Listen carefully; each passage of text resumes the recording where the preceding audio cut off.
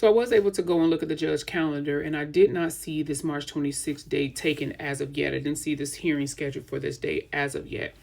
But when you go and you read the joint case management statement, they talk about this March 26th date. And when they filed the motion, they have to put that notice on there as far as the date. And that's more or less when is the next available date that the judge has available for these hearings, because there's processes and procedures that have to take place when motions are filed and notices that have to be provided to the plaintiffs in the case, the PPSL attorneys, when the Department of Education files these things, because they have to give them the opportunity to respond.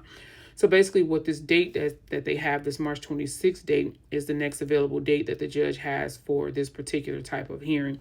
Now, like I said, I did not see it on the schedule as of today. Doesn't mean it won't change sometime later this week if this is a date that the courts assign.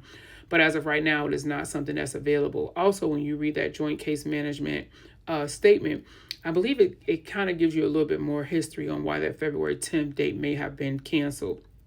But the webinar is scheduled for the 26th, and that is with the actual attorney. So I think that it's the best for anyone who's a post-class member in the settlement to make sure that you're in that webinar, so you're getting that information directly from attorneys who are presiding over the settlement.